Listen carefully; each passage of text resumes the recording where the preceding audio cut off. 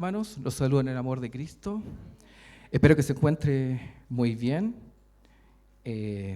Reconocemos que una cosa importante es venir a su casa porque podemos encontrar el amor de Cristo, podemos encontrar el recordar que lo necesitamos, ¿cierto?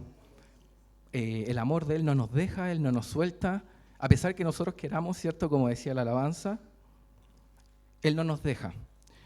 Una de las cosas importantes que vino a instaurar Jesucristo cuando vino a esta tierra fue el reino de los cielos. Algo importante que Él tiene, que nosotros debemos tener, es ser parte de este reino de los cielos. Y cuando nosotros formamos parte de este reino, empezamos a ver las cosas distintas a como lo ve el mundo. Porque cuando nosotros nacemos, ¿cierto?, cumplimos nuestra etapa y vemos que las cosas que están en el exterior de nuestra familia son distintas a lo que nosotros pensamos. Por eso muchos padres tienen miedo de que sus hijos se hagan amigos de otras personas que no conocen al Señor y se pueden desviar. Y una de las cosas importantes es ser parte de este reino para que cuando nosotros salgamos a cualquier lado, sigamos siendo parte de este reino. Porque claro, hoy acá estamos, adoramos, bendecimos el nombre del Señor, pero ser parte del reino de Dios tiene que ser en todo momento, en la universidad, ¿cierto?, en el trabajo, a solas.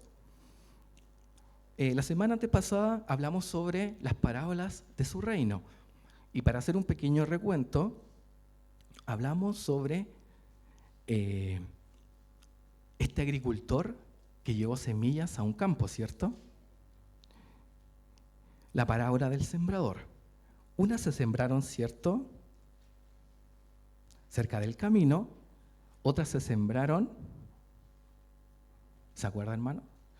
Yo sé que somos frágiles de mente, por eso siempre, todos los días debemos aprender más de su palabra, escudriñarla y, como decía, ¿cierto?, la exhortación del domingo y del jueves, que nosotros podamos meditar de día y de noche.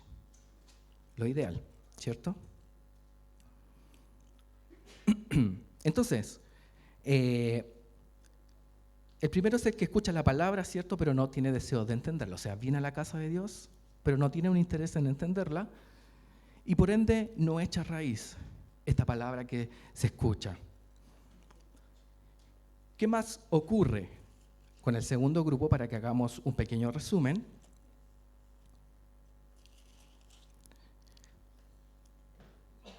La segunda cayó, ¿cierto? Vamos a ir a Mateo 13, del 1 al 9. Pero parte, en el versículo 5 dice, pero parte cayó en pedregales. Solamente estoy haciendo un pequeño resumen para que avancemos con lo que viene hoy. Donde no había mucha tierra y brotó pronto, pero no tenía profundidad de tierra. ¿Cierto? Estos son los que con gozo la escuchan. Sí, Señor, yo quiero escuchar tu palabra hoy, estoy con gozo, la quiero entender.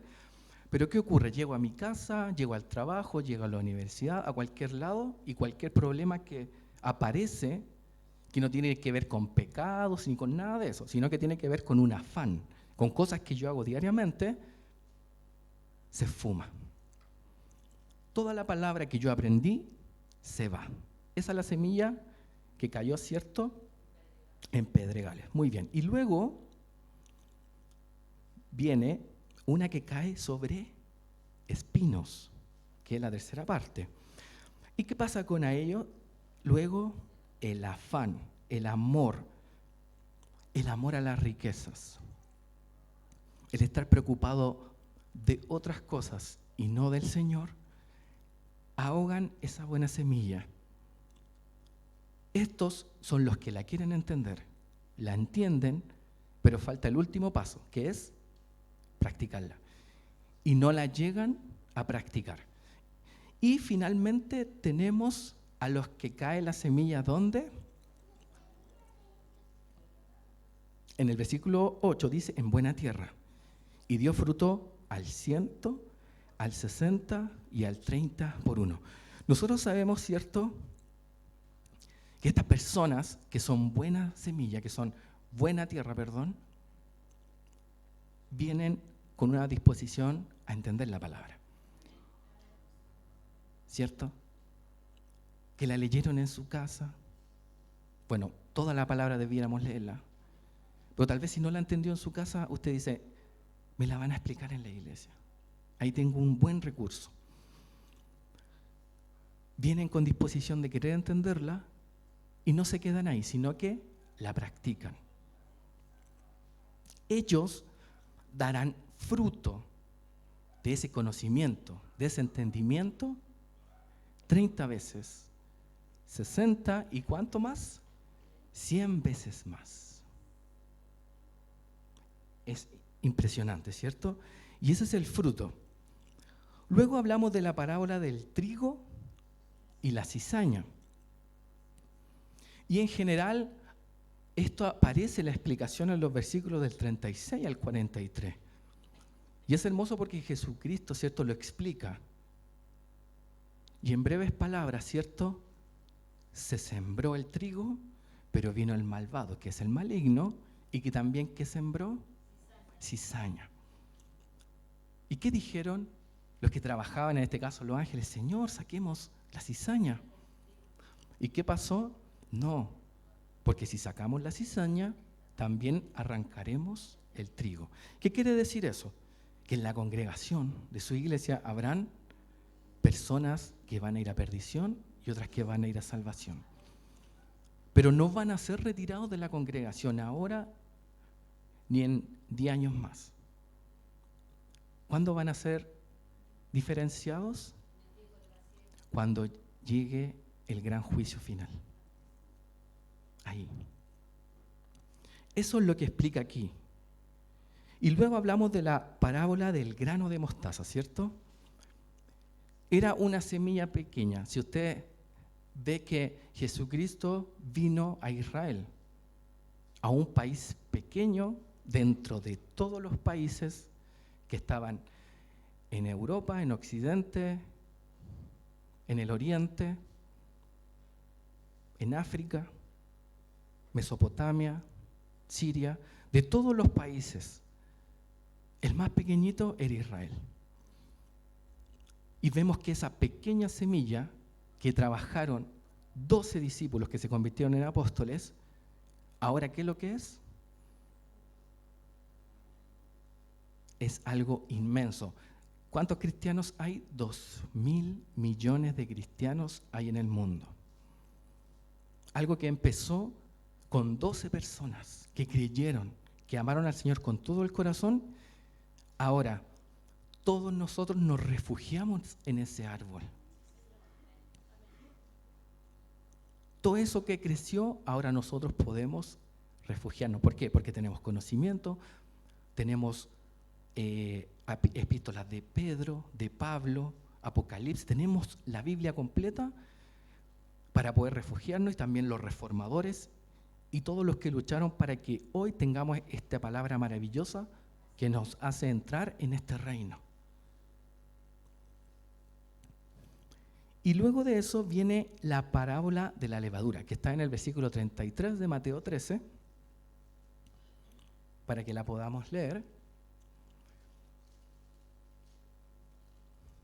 En Mateo 13, 33.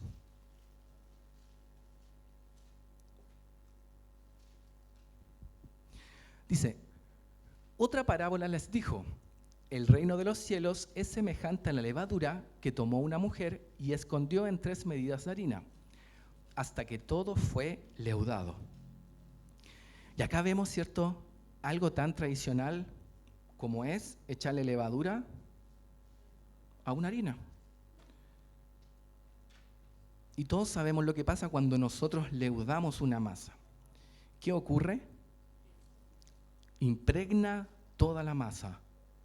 O sea, un pequeño de levadura que usted le eche, toda la masa se va a también a impregnar de esa levadura. Y vemos cómo es esto. El reino de Dios es como esto. No es usted, no es el que seamos mejores. Esto tiene que ver con el reino de los cielos, no con nosotros. Porque dice, el reino de los cielos es semejante. No yo, ni tu fe, ni nada de eso. Ahí lo dice claramente. Entonces, ¿cuál es nuestra labor acá? La predicación del Evangelio. El Evangelio es la levadura en el corazón de los que la reciben. ¿Por qué razón? Porque usted cuando demuestra con sus acciones que usted es cristiano, que usted lleva el reino de los cielos o le habla de Dios, usted no ve ningún cambio físico en la persona. Y créame que usted no va a encontrar una diferencia entre una masa con otra masa sin levadura. ¿Por qué razón? Porque esto es silencioso. El que hace el trabajo es el Espíritu Santo. Trabaja silenciosamente sin ser visto, pero sin fallar. Los apóstoles predicando escondieron una masa de levadura para toda la humanidad. De eso se trata esto. En ese momento cuando Jesucristo lo hablaba, los discípulos no lo entendieron. ¿Quiénes pueden entenderlo ahora? Nosotros. Y eso es algo maravilloso, porque tal vez si yo hubiera estado ahí también no habría entendido. Porque ¿qué tiene que ver esta mujer que amasa con el reino de los cielos? Así que todas las mujeres que hacen pan van a ir al cielo. Eso podría pensar cualquiera. Pero tiene que ver más con una ilustración gráfica que no se nos olvide para poder entender esto maravilloso, esta profunda enseñanza espiritual. Esas son las parábolas. Nada puede impedir cuando el Evangelio llena el alma y el corazón de las personas. Nada. Por eso usted deje siempre testimonio con su actuar. Si es necesario hablar, hable del reino de Dios. Porque usted no sabe que esa persona, el Señor está trabajando silenciosamente en ella. De eso se trata. No se trata de andar juzgando a las personas o decirle, oye, ¿por qué no va a la iglesia? Créame, hermano, que lo que debemos hacer es pedirle al Señor sabiduría para que cuando Él nos dé ese momento de poder hablar, lo hagamos bien. Yo, para contarle algo cortito, yo estaba en un trabajo, llegó una persona nueva. Al segundo día, no sé por qué, al tiro le hablé de Cristo. Y al tercer día no vino más al trabajo. Era el momento. No tenía más tiempo. Pero eso, ¿quién lo sabe? El Señor Jesús. Y el Señor nos dice, pero ¿por qué estoy, Señor, tanto en este trabajo, en este lugar? ¿Por qué estoy tanto tiempo? Porque debes expandir el reino ahí. Ahí tienes que dejar mi testimonio. Y ahí entendemos. Para eso estamos ahí. Todos los poderes, todas las facultades. Usted puede conocer a alguien con un semblante rígido, difícil de tratar, de conversar. Créame que el Señor, aún con esas personas, para Él es simple. Porque nosotros no debemos mirar las apariencias, sino que debemos hacer la voluntad de Dios. Dejemos que la vida de Cristo inunde nuestro ser, su reino, porque Él, antes de ir a predicar, ¿qué nos pide? Que seamos buena tierra, que estemos dispuestos a aprender y que estemos dispuestos a practicar lo que aprendimos. Y después, Él nos dice, predica, agranda el reino de los cielos. Porque ya vemos que esta es la cuarta parábola.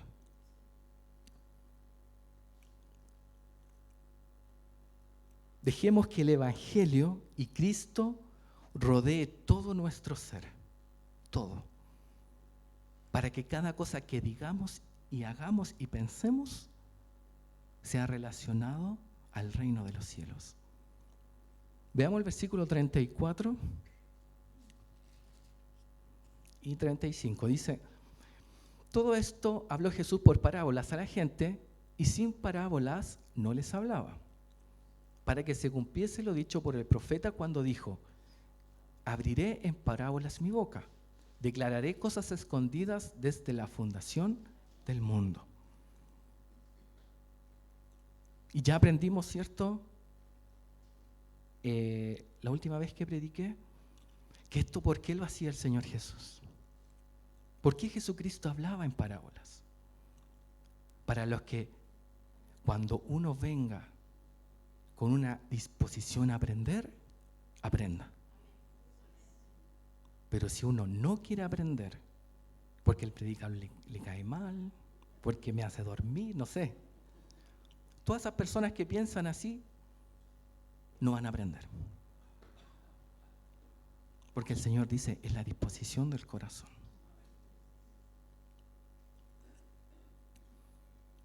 Veamos el versículo 44, porque después de estos versículos enseña el Señor Jesús la parábola del trigo y la cizaña, que ya lo hablamos.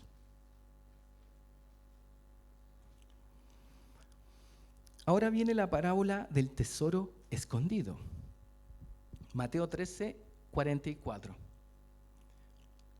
Dice: además, el reino de los cielos es semejante a un tesoro escondido en un campo, el cual un hombre halla y lo esconde de nuevo. Y gozoso por ello va y vende todo lo que tiene y compra aquel campo. ¿Qué tiene que ver esto con el reino de los cielos? ¿Cierto? Aquí es donde también debemos pensar, ¿qué tiene que ver este campo? ¿Qué tiene que ver este tesoro? ¿Qué tiene que ver esto con el reino de los cielos? ¿Tengo que andar comprando terrenos por todos lados? Y la idea de esto es que nosotros no tomemos las cosas literal, sino que entendamos la espiritualidad de lo que quiere el Señor Jesús. ¿Cierto? Como cualquier enseñanza. ¿Cierto? Cuando dice, no matarás. Porque el Señor no quiere que lleguemos a eso. Porque el matar condiciona mucho antes de la acción. Empieza con odio, con rabia, con peleas, con iras, contienda. Y el espíritu de eso es, ama a tu prójimo. Entonces vemos acá, ¿cuál es el espíritu de lo que debemos entender acá? Un hombre halla un tesoro escondido. Y créame que cuando usted encuentra este tesoro maravilloso, usted debería dejar todo atrás. Esta parábola es así.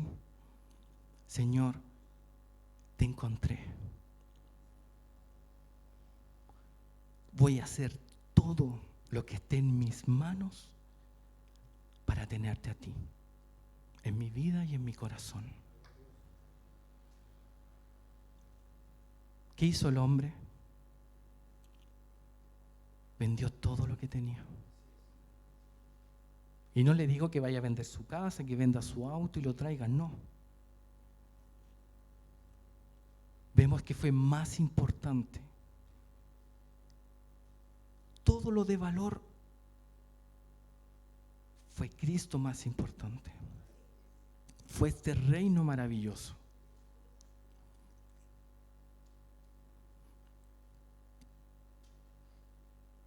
La gente ve como superficie el Evangelio. ¿Por qué ofrendas? ¿Por qué diezmas? ¿Por qué das para los que predican, para los misioneros? ¿Y qué dijo Jesús con esta parábola? Tal vez no tengo mucho. Tal vez no tenemos mucho. Pero si este dinero va a facilitar a alguien que predique, a alguien que yo no puedo llegar, yo lo voy a dar. Si esto va a ayudar a otros a que crean en el Señor, lo voy a hacer. Porque dice, esto es el reino de los cielos. No se trata de caridad. Se trata de que el reino de los cielos se expanda. Y Jesús hace una analogía mucho más extrema, donde pone, ¿cierto?, a un pobre, a una persona pobre que se llama Lázaro y una persona rica, ¿cierto? ¿Y la persona rica dónde se fue? Usted lo sabe, ¿cierto? Y la persona pobre se fue al paraíso. Y la persona que se fue, ¿cierto?, digámoslo así, al infierno o al lugar de fuego, ¿qué le pedía?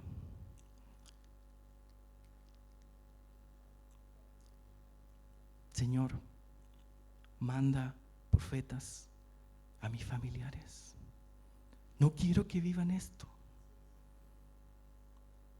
Ahora la pregunta es, ¿usted quiere que un familiar, cuando se muera y vaya al infierno, le toque vivir eso por eternidad? ¿Qué deberíamos hacer entonces?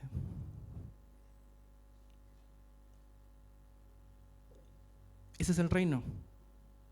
Yo sé cuál es tu destino. Yo no lo quiero para ti, hermano, hijo, tío, primo. No lo deseo para nadie ese destino, ni para mi peor enemigo. Bueno, si usted piensa que su enemigo que se vaya al infierno, puede ser chistoso, ¿cierto? Pero no es lo que Dios nos demanda. Ama a tus enemigos, dice.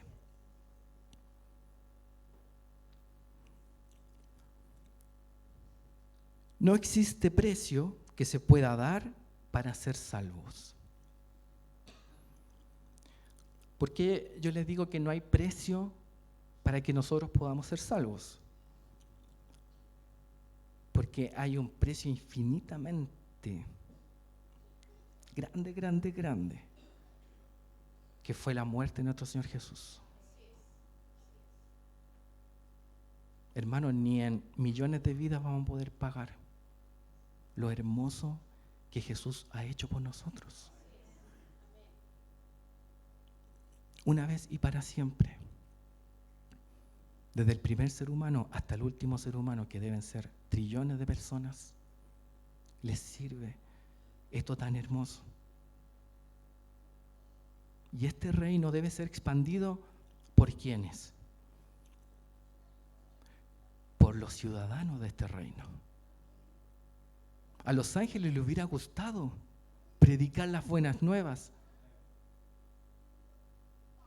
Estarían felices, gozosos. Señor, yo quiero ir a predicar de ti, tu muerte maravillosa. ¿Pero a quién fue dado? A nosotros. Por eso, no pida que un ángel venga, no pida milagros, porque son bienaventurados los que no vieron y creyeron.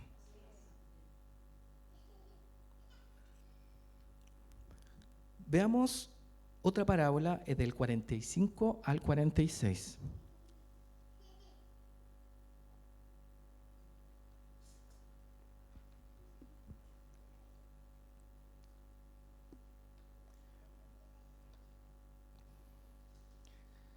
También el reino de los cielos es semejante a un mercader que busca buenas perlas, que habiendo hallado una perla preciosa, fue y vendió todo lo que tenía y la compró.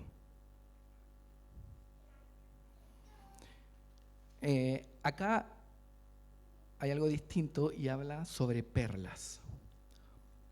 Y hay cosas en nuestra vida que son muy valiosas. Por ejemplo, nosotros podemos tener como perlas nuestro trabajo. Una perla puede ser nuestra familia, pueden ser amigos, pueden ser cosas materiales como una casa, un auto, un negocio, un fondo, lo que usted quiera. Pero estas cosas no nos satisfacen. Aunque tengamos el mejor trabajo, aunque tengamos el dinero, la casa de mis sueños, eso no nos va a dar satisfacción. Y esas personas que tienen todo eso siguen buscando algo que los satisfaga. Ustedes lo pueden escuchar. Personas que tienen mucho dinero, personas que tienen todo en la vida, aún necesitan algo que los satisfaga de verdad. Por eso, cuando nosotros encontramos a Cristo, esta es la perla de gran valor. Que cuando yo digo, no, mi familia es lo más importante, no, esto es lo más importante para mí, pero cuando yo conozco a Cristo digo, nada de lo que yo creía que era importante es tan importante como Cristo.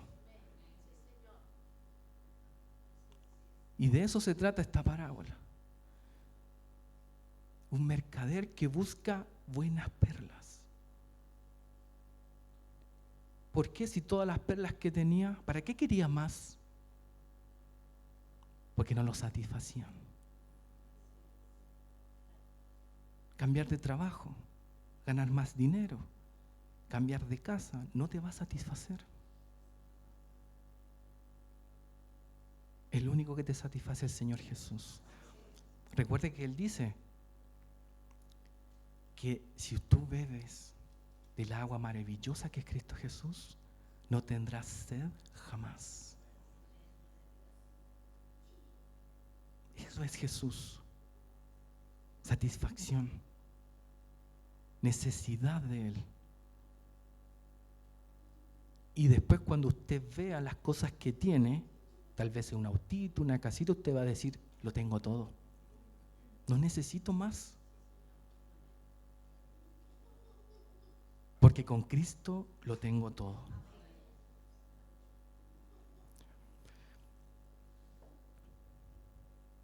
Veamos la siguiente parábola, del 47 al 50.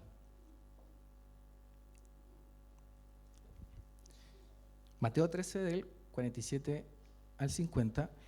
Y si usted va viendo, todas las parábolas empiezan igual. El reino de los cielos, que tiene que ver con lo mismo.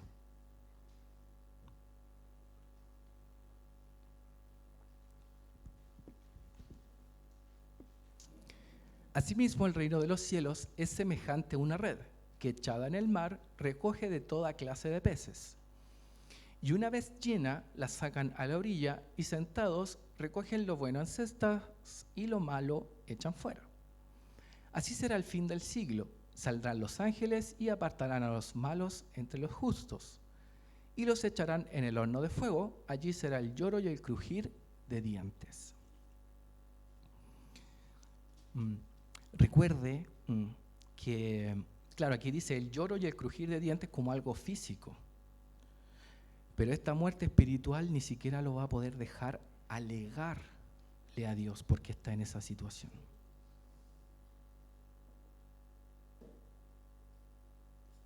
Usted va a poder gritar, patalear, Señor, dame otra oportunidad, no va a poder tener otra oportunidad. La oportunidad es hoy. Es en esta vida.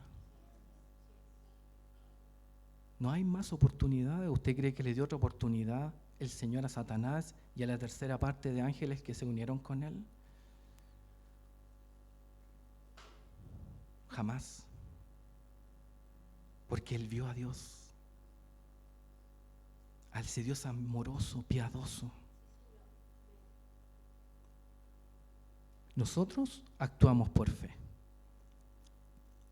Señor, no importa que no te haya visto, no importa que no haya visto un milagro, no importa que no haya visto ángeles cantar, no importa que no haya visto oro que caía del cielo, que con esas cosas andan.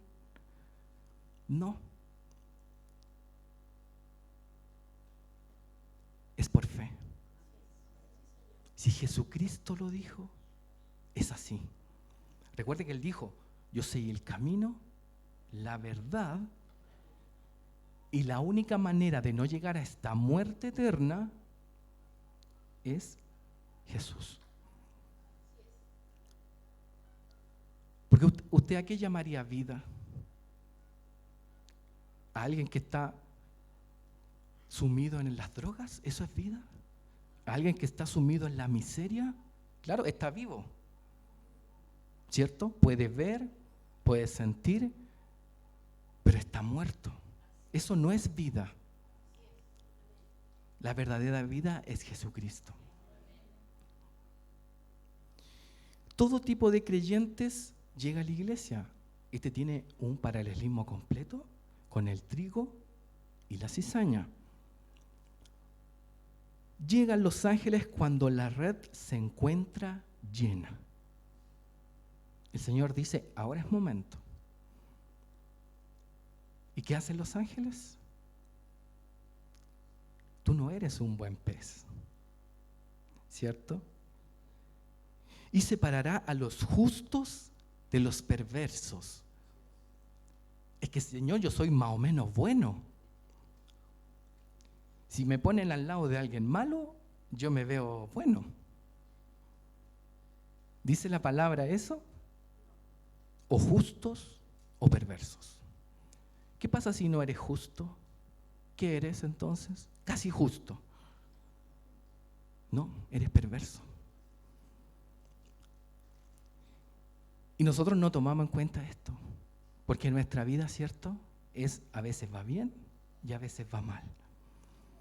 Por eso la única manera de que seamos justos es a través de nuestro Señor Jesús. Señor, yo no merezco el cielo, no merezco ningún beneficio tuyo, pero gracias a tu sacrificio maravilloso, tengo la fe de que tú me redimirás. ¿Qué significa eso? Me comprarás a un precio altísimo. ¿Cuál fue ese precio? La sangre de Cristo. Y ya no soy más esclavo del que le tengo la deuda, sino que soy libre para adorarte. Eso significa redención, si usted no lo tenía claro.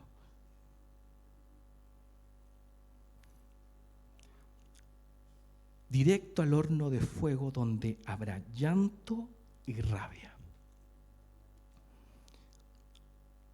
El Señor cada día nos da una nueva oportunidad. Si usted vive 80 años y lo multiplica por 365, ¿cuántas oportunidades nos dio el Señor? Millones. Y pensamos que porque no me atropellaron, el Señor me dio otra oportunidad. No. Cada día que yo puedo escuchar de su palabra y volverme a Él es una nueva oportunidad. Y la última parábola, del 51 al 52,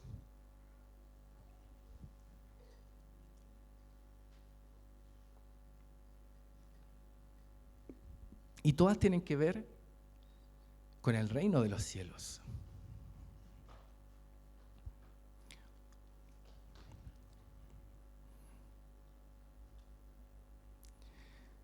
Del 51 al 52, entonces dice, Jesús les dijo, ¿habéis entendido todas estas cosas? Entonces ellos respondieron, sí, Señor.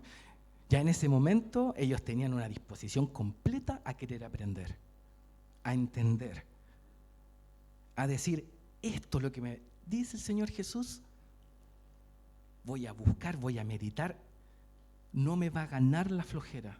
No, después veo de qué se trata esto. Señor, para poder ellos entender a dónde fueron, al mismo Señor, explícanos esto. Y después vino el entendimiento. Usted está en su casa y lea la palabra y no la entienda, usted dígale, Señor, dame entendimiento. Él les dijo, por eso todo escriba docto o experto, cualquiera que diga que es experto en la palabra de Dios, en el reino de los cielos, ¿usted se siente que sabe?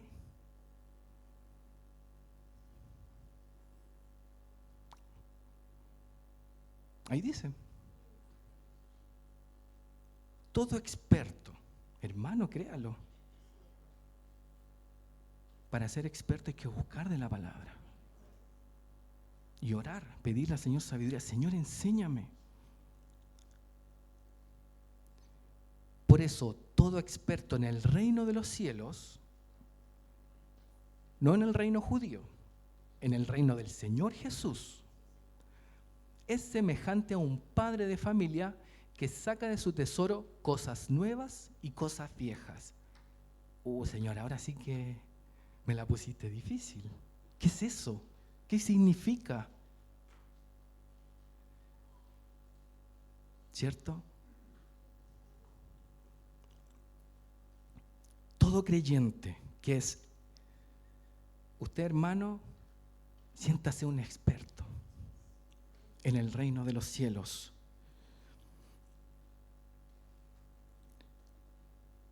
Un padre de familia.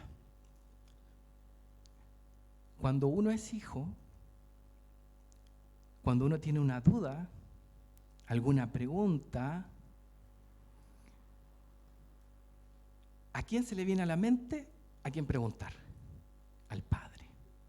Mi papá sabe. No es que dejemos de un lado a la mamá, porque la mamá saben mucho también. Pero en ese momento, los que estudiaban, los que tenían conversaciones acerca de las creencias, de lo que ocurría en el pueblo judío, eran los hombres, los padres. Por eso se hace referencia a esto.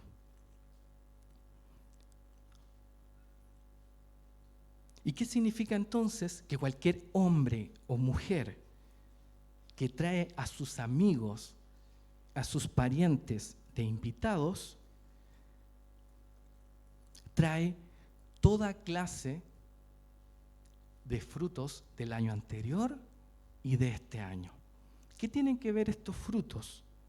¿O por qué dice tesoro cosas nuevas y cosas viejas? Porque este creyente enseña y nutre a los demás con lo vivido y aprendido de años anteriores, como las cosas que está aprendiendo este año.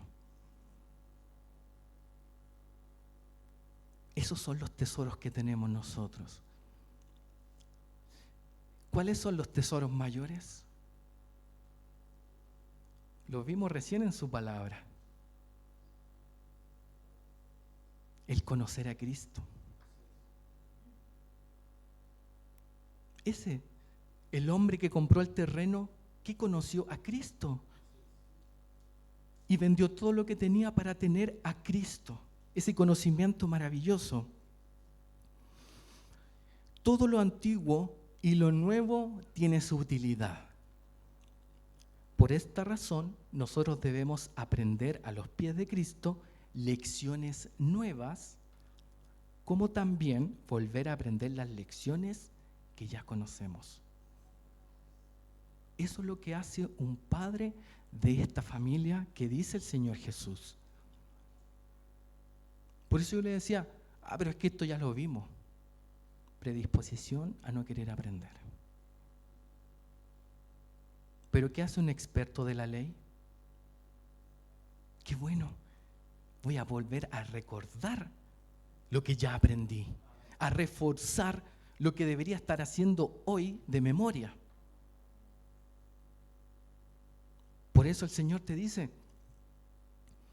tú debes procurar ser un odre nuevo para las enseñanzas nuevas. Porque hay mucha gente que su odre, que es su mente, su cabeza, solamente entiende cosas antiguas. Y no deja que su mente sea renovada para que esas nuevas cosas que el Señor tiene para su vida las pueda comprender. Y si usted es un experto, va a decir, esto necesita un odre nuevo, una enseñanza nueva. Señor, cambia mi mentalidad para entender esto. Esto que me hace un cortocircuito con lo que ya yo aprendí anteriormente.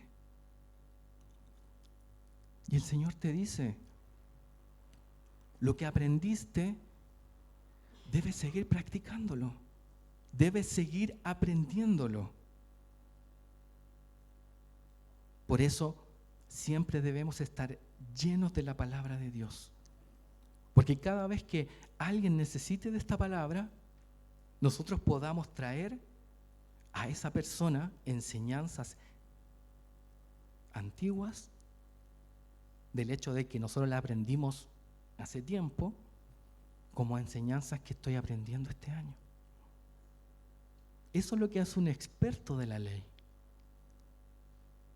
No solamente dice, no, yo esto lo aprendí ayer, así que esto. No. Lo que aprendí cuando era joven, lo que aprendí cuando era un niño, lo que aprendí cuando estuve estudiando en la universidad, en el colegio, lo que aprendí cuando me casé, cuando tuve mis hijos. Todo eso el Señor lo utiliza para un beneficio mayor, que es el reino de los cielos. Las palabras del Señor, por su variedad, tienen una originalidad tremenda, ¿cierto? Y estos brotaron espontáneamente de la imaginación y la inteligencia ¿de quién? De nuestro Señor Jesús. Para que hoy en día nosotros podamos entender esto maravilloso. Es decir, que quienes hayan sido considerados como cristianos, como el trigo, serán aquellos que sean de corazón como una tierra excelente, dando fruto a 30, a 60 y a 100 por uno. Estuvieron entre los que engrosaron las filas del reino de los cielos, o sea, los que fueron levadura, los que fueron hablando de Cristo. Y eso trabajó en silencio. Esa es la parábola de la levadura. Y los que vendieron todas las cosas y se esmeraron por los tesoros escondidos del reino de los cielos. Supieron discernir el valor del conocimiento de Cristo. Eso es la perla preciosa. Todos los que llevaron a donde Cristo, los que son justos, ellos resplandecerán como el sol. Leemos en su palabra Mateo 13:43.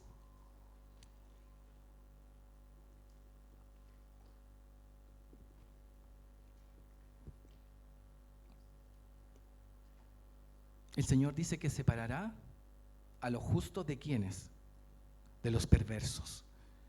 ¿Y de quién habla aquí? De los justos. Y para el Señor Jesús los justos resplandecerán como el sol en el reino de su Padre. El que tiene oídos para oír, oiga. El que tiene para oír, el que tiene oídos, el que está escuchando, dispóngase a querer escuchar y entender lo que el Señor tiene para usted. Eso es lo que quiere decir. Y el Señor lo tiene en buena estima. Lo ve resplandeciente como el sol. Así de hermoso ve a los justos. El Señor es bueno. El Señor nos pone hermosamente en un lugar maravilloso, que es el reino de los cielos. Cierre sus ojos y oremos.